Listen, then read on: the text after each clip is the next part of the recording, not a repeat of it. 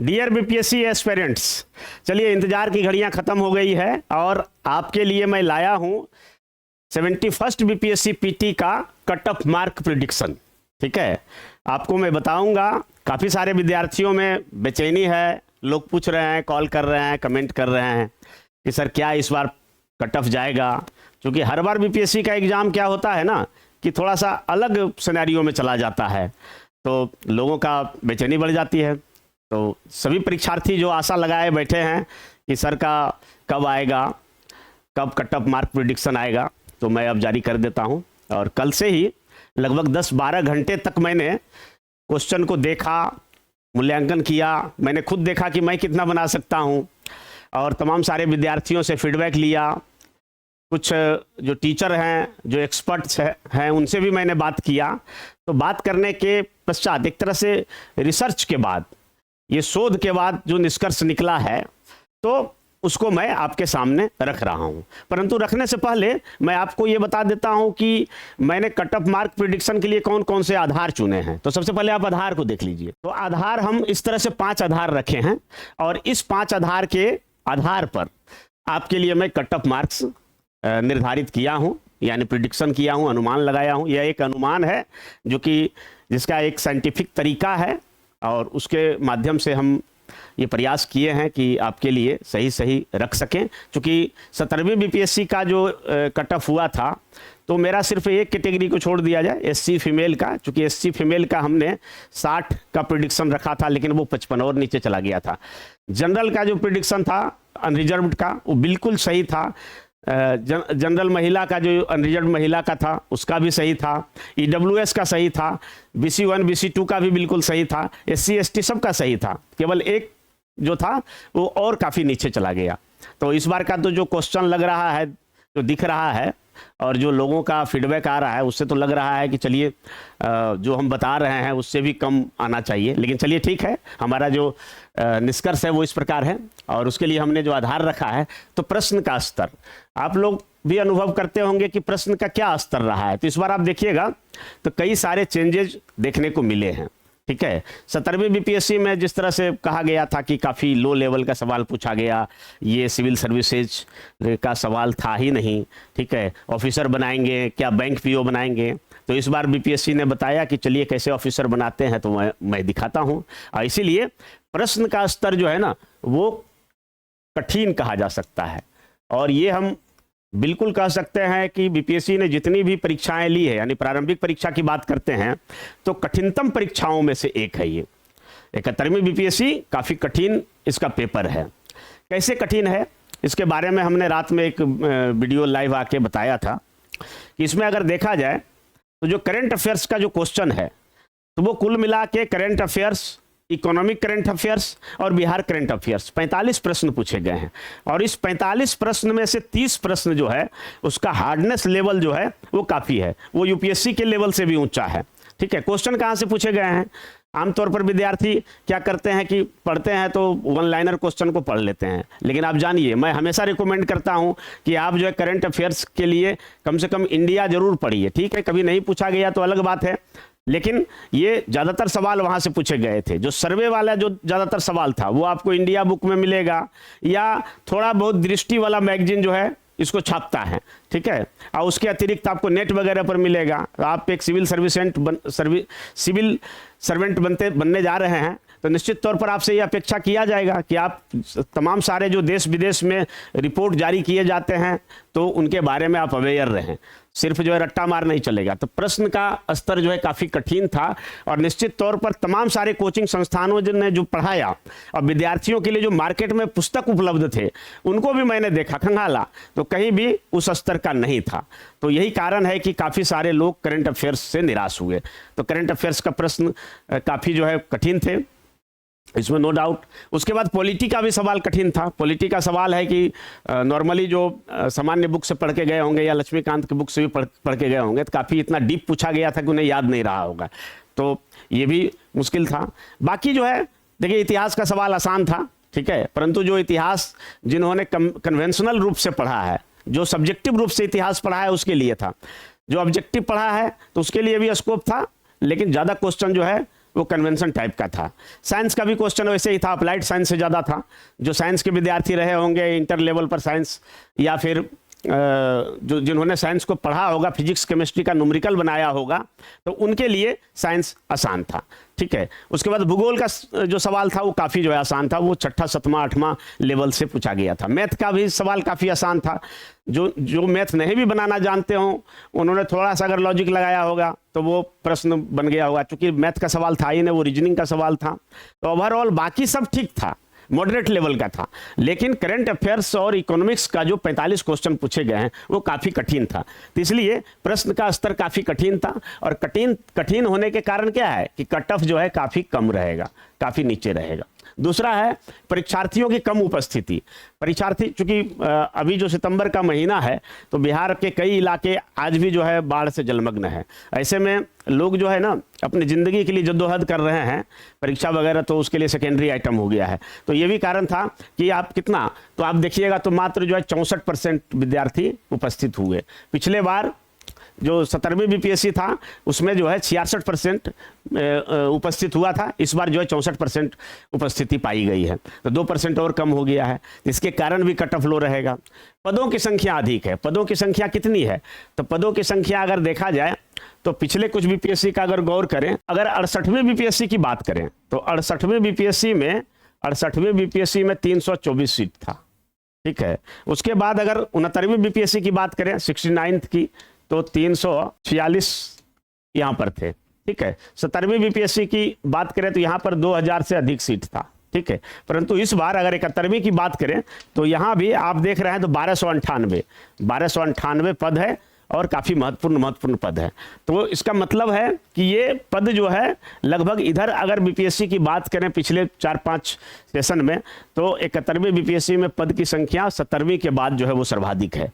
तो ज़्यादा पद है तो अधिक लोग पीटी में क्वालिफाई करेंगे, और अधिक लोग पीटी में क्वालिफाई करेंगे तो कट ऑफ जो है नीचे आएगा। ठीक है, फिर निगेटिव मार्किंग है। अब निगेटिव मार्किंग यहाँ एक तरह से डबल रोल अदा कर रहा है। एक तो निगेटिव मार्किंग जो सामान्य निगेटिव मार्किंग होता है, बीपीएससी ने 68वीं बीपीएससी की अगर बात करें तो यहाँ पर 1/4 रखा था, और फिर बाद में बढ़ाकर 1/3 कर दिया। तो अभी जो है, तो अगर 71वीं बीपीएससी की बात करें तो यहाँ पर भी आपका जो निगेटिव मार्किंग है वो 1/3 है।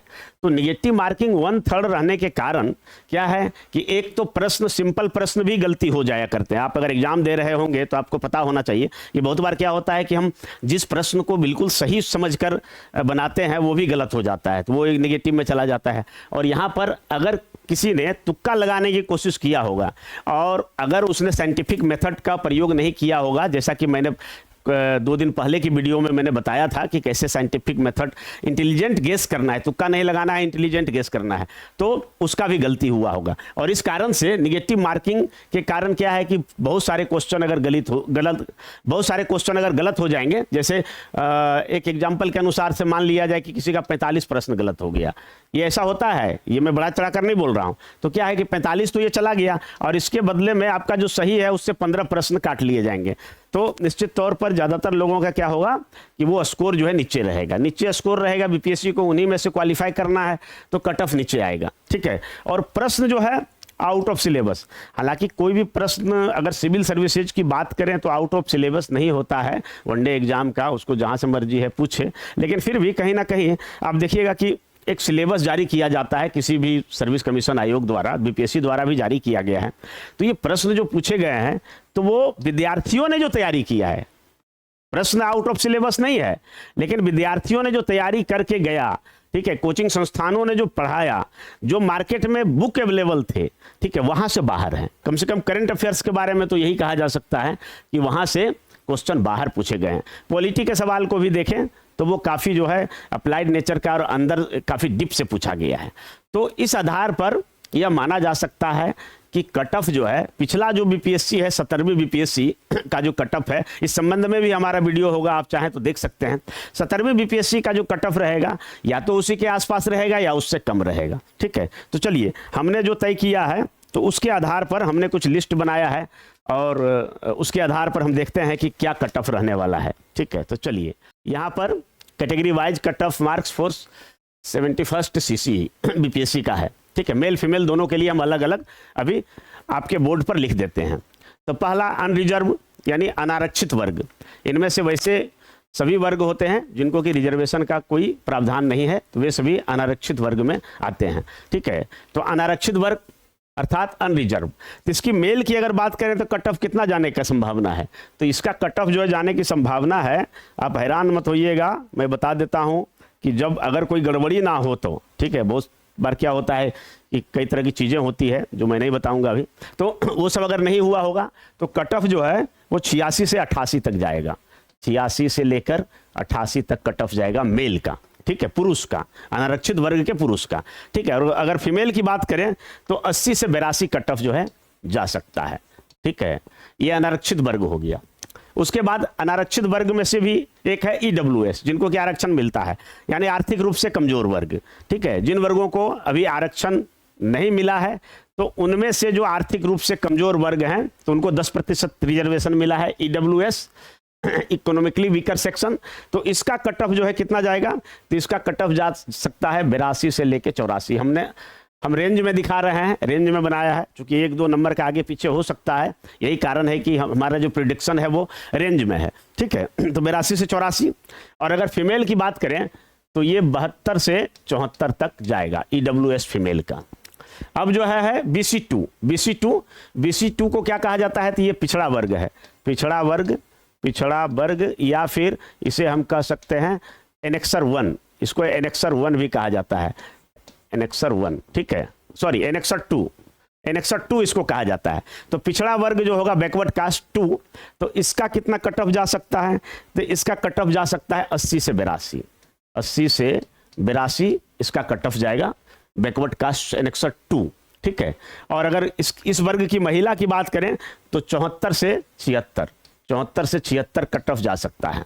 ठीक है, अब आगे BC1 क्या है, ये पिछड़ा वर्ग एनेक्सर 1 ये कह सकते हैं, एनेक्सर 1, ये एनेक्सर 2 हुआ, एनेक्सर 1, या इसको कई जगह पर EBC भी कहा जाता है। EBC मतलब एक्सट्रीम बैकवर्ड कास्ट, या फिर MBC भी कहा जाता है, मोस्ट बैकवर्ड कास्ट। ठीक है, तो ये BC1, इसको थोड़ा सा ज़्यादा रिजर्वेशन मिला हुआ है और इस कारण से ये 74 होगा। चलिए, तो BC1 की अगर बात करें तो ये हो जाएगा आपका 75 से लेके 77, 75 से लेके 77 के रेंज में मैं कट ऑफ प्रिडिक्ट कर रहा हूं। और इसी वर्ग की अगर महिला की बात करें तो 70 से लेके 72 तक इसका आएगा।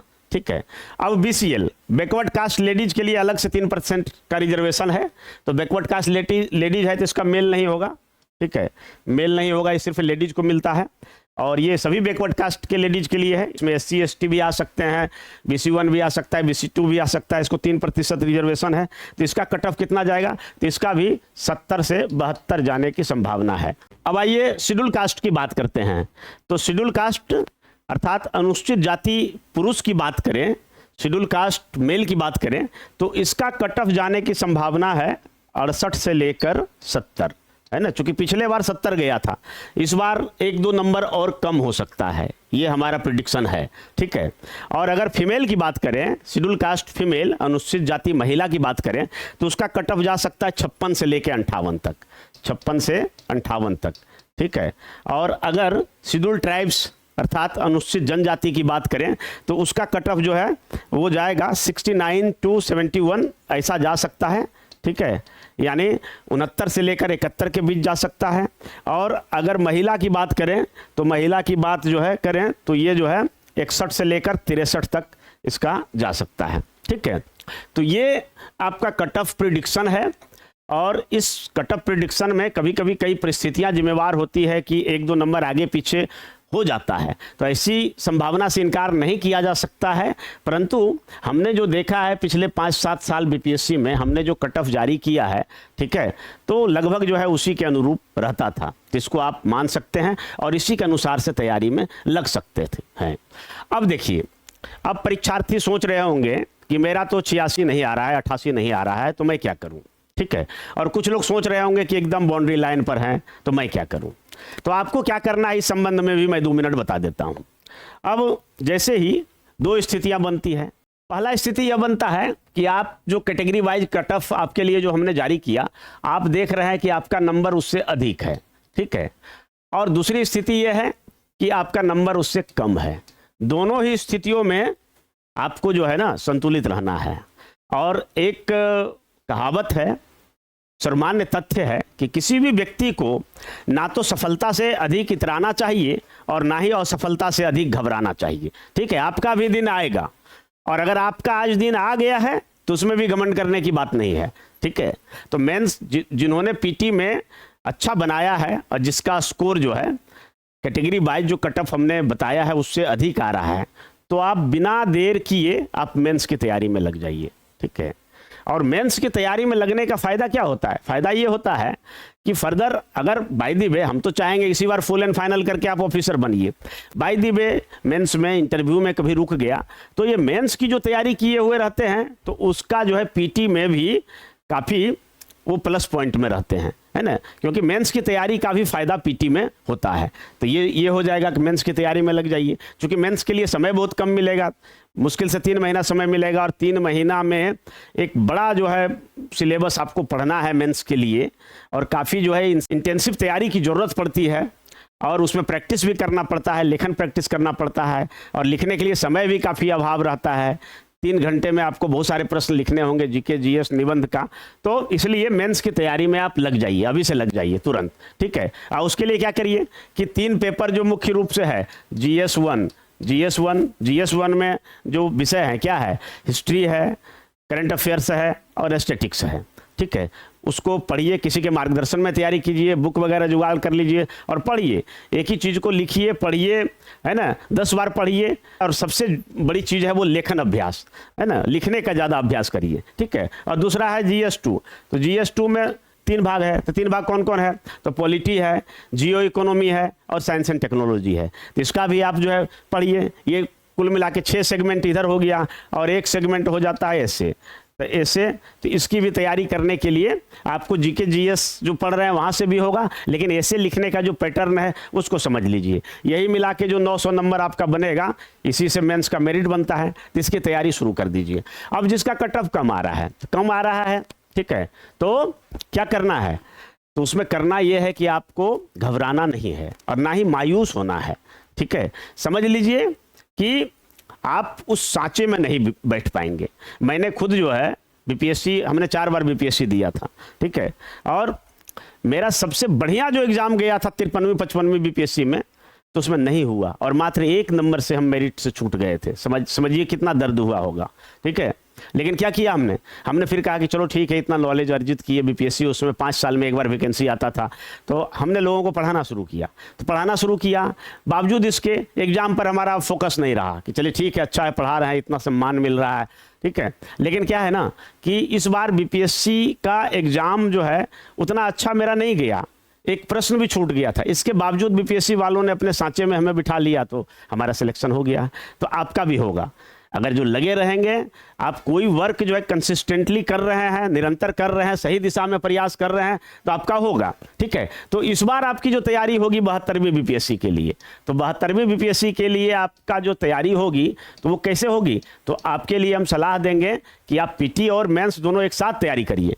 ठीक है, क्योंकि होता क्या है कि इस बार जिसका पीटी क्वालिफाई हो भी जाएगा, लेकिन मेंस के लिए उतना समय नहीं मिल पाएगा। तो समय नहीं मिल पाएगा, अगर उनका लेखन अभ्यास बढ़िया से नहीं है तो फिर क्या होगा कि वो प्रश्न नहीं लिख पाएंगे। ठीक है, या थोड़ा सा भी 1-2 दिन समय गवाए। और आप अगर पीटी और मेंस की पूरी तैयारी रहेगी तो आप निश्चित तौर पर अगला बार जो है ना वो आपका ही होगा। मैंने कई ऐसे विद्यार्थियों को देखा है कि जो कि पिछले बार वो पीटी भी क्वालिफाई नहीं कर पाए थे, अगला बार वो टॉप कर गए। ठीक है, और पिछले जो है 60वीं 62वीं 56वीं 59वीं 53वीं 55वीं में जो भी टॉपर थे वो हमारे मित्र रहे हैं। ठीक है, तो मैंने सबका देखा है कि जो क्वालिफाई भी नहीं कर पाए थे वो टॉपर हो गए, जो 56वीं 59वीं में मेरे साथ क्वालिफाई नहीं कर पाए थे वो 60वीं 62वीं बीपीएससी में सीधा उनको एसडीएम पोस्ट मिला।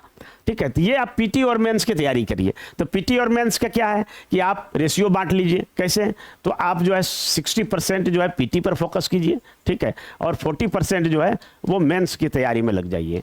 ठीक है, और मेंस का सारा सिलेबस को आप देखिए और पढ़ना शुरू कीजिए। आप समझिए कि हम पीटी हमारा कम रहने के बावजूद भी अपने आप को मानिए कि हम पीटी क्वालिफाई हैं और हमको मेंस देना है, इसी बार देना है, और उसकी जो तत्परता होगी वो अलग होगा। और साथ ही मेरा एक सलाह रहेगा कि चूंकि सिविल सर्विसेज परीक्षा में कि इतना जो है अनसर्टेनिटी रहता है, यानी इतना अनिश्चितता रहता है कि किसका हो जाएगा कहना मुश्किल है। यानी जो पढ़ाने वाले हैं, जो गाइड करने वाले हैं, तो उसका ना हो के, मतलब गुरु का ना हो के चेला का हो जाता है। ऐसा आप बहुत देखे होंगे। तो इतना अनिश्चितता है, इतना अनसर्टेनिटी है कि आपको क्या करना चाहिए कि इसकी तैयारी के साथ साथ अगर बीपीएससी की तैयारी कर रहे हैं, यूपीएससी की तैयारी कर रहे हैं, तो आपको प्लान बी भी रखना चाहिए। ठीक है।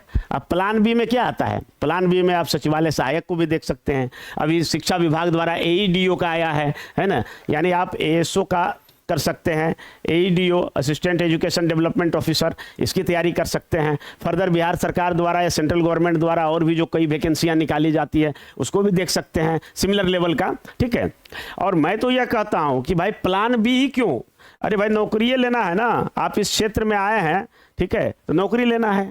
जिनको नहीं पढ़ना था वो कहीं बिजनेस कर रहा है, कहीं बाहर जाके काम कर रहा है, मेहनत मजदूरी कर रहा है, तो उसका चलिए ठीक है कट जाएगा। ठीक है। आपको, आप जो है पढ़ लिख कर चाहेंगे तो वो काम नहीं कर पाएंगे, तो नौकरी करना है, तो नौकरी करना है तो प्लान बी ही क्यों, है ना।